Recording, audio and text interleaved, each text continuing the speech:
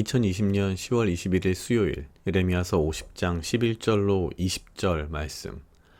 나의 산업을 노력하는 자여 너희가 즐거워하며 기뻐하며 곡식을 가는 송아지같이 뛰며 힘센 말같이 울도다.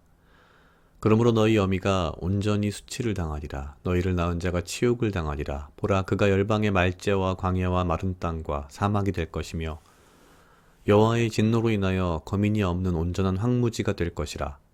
바벨론을 지나가는 자마다 그 모든 재앙을 놀라며 비웃으리로다. 바벨론을 둘러 항우를 벌이고 활을 당기는 모든 자여 화살을 아끼지 말고 쏘라.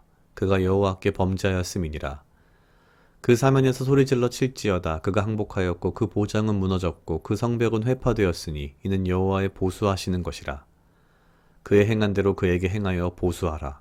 파종하는 자와 추수 때에 낫을 잡은 자를 바벨론에서 끊어버리리라. 사람들이 그 압박하는 깔을 두려워하여 각기 동족에게로 돌아가며 고향으로 도망하리라. 이스라엘은 흩어진 양이라 사자들이 그를 따르도다. 처음에는 아수르 왕이 먹었고 그 다음에는 바벨론 왕 느부갓네살이 그 뼈를 꺾도다. 그러므로 나 만군의 여호와 이스라엘의 하나님이 이같이 말하노라. 보라, 내가 아수르 왕을 벌한 것 같이 바벨론 왕과 그 땅을 벌하고 이스라엘을 다시 그 목장으로 돌아오게 하리니 그가 갈멜과 바산에서 먹을 것이며 그 마음이 에브라임과 길르앗산에서 만족하리라. 나 여호와가 말하노라. 그날 그때에는 이스라엘의 죄악을 찾을지라도 없겠고 유다의 죄를 찾을지라도 발견치 못하리니 이는 내가 나의 남긴 자를 사할 것임이니라. 아멘. 오늘 예레미야서 50장 11절로 20절 말씀은 어제에 이어서 바벨론에 대한 심판과 이스라엘의 회복에 대한 약속의 말씀을 하십니다. 사실 바벨론도 하나님의 심판의 도구로서 사용되었고 그런 면에서 보면은 바벨론이 한창 융성할 당대 기준으로 바라본다면 마치 바벨론이 정의로운 나라인 것처럼 보일 수도 있을 것입니다. 우리가 현재의 삶을 살아가고 이 역사의 현재의 역사의 삶을 살아가면서 착각하지 말아야 할 것은 하나님께서 무작정 축복하시는 어떠한 국가, 어떠한 집단 이런 것이 아니라 하나님의 뜻을 정확히 분별하고 하나님의 말씀을 귀 기울이지 않는다면 사실상 하나님께서 사용하시는 하나의 도구로서 지나가는 그런 일이 충분히 벌어질 수 있다는 것입니다. 오늘 등장하는 것처럼 처음에는 아수르 왕이 그리고 그 다음엔 바벨론의 왕 느부갓네살이 등장을 했지만 결국 이 모든 것은 하나님의 도구였을 뿐이며 하나님께서는 이들을 모두 사용하시고 또한 심판하실 것이라는 분명한 말씀을 하십니다. 그러면서 마지막에 이스라엘을 다시 돌아오게 하리니 라고 말씀하십니다. 마지막 20절을 보면 이렇게 되어 있습니다. 나 여호와가 말하노라. 그날 그때에는 이스라엘의 죄악을 찾을지라도 없겠고 유다의 죄를 찾을지라도 발견치 못하리니 이는 내가 나의 남긴 자를 사할 것임이니라.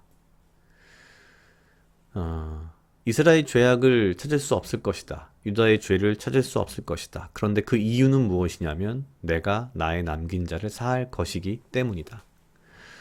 이 또한 사실은 중요한 부분입니다. 왜냐하면 실제로 이러한 과정들 이후에 이스라엘이 정말 순결해져서 유다가 죄가 없어서가 아니라 주께서 내가 나의 남긴 자를 사할 것이기 때문에 그 죄악을 찾지 못할 것이다 라고 말씀하시기 때문입니다. 심판 이후의 회복은 주님의 약속입니다. 그러나 그 약속이 이스라엘 민족이 그리고 우리가 깨끗해서 죄가 하나도 없어서가 아니라 주의 약속이기 때문에 그리고 그 약속을 지키시기 위해서 주님께서 그 남긴 자의 죄를 사하셨기 때문에 깨끗한 것이지 애초에 우리 자체가 깨끗한 것이 아니라는 말씀입니다.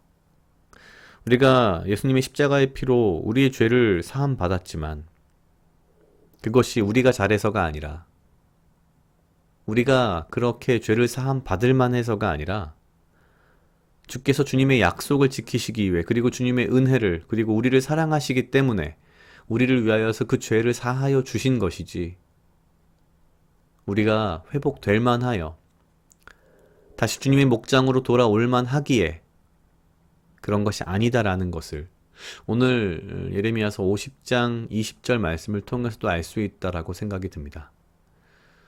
내가 잘나서 내가 깨끗해서가 아니라 주님께서 주님의 약속을 지키시며 주님의 사랑을 우리에게 보여주시기 위해서 우리의 죄를 없다 하셨는, 사한다 하셨던 이 내용이 결국 이 시대에나 우리에게나 모두 다 통용되는 것이 아닌가라는 생각이 들었습니다. 각자 약 2분 정도 묵상하시겠습니다.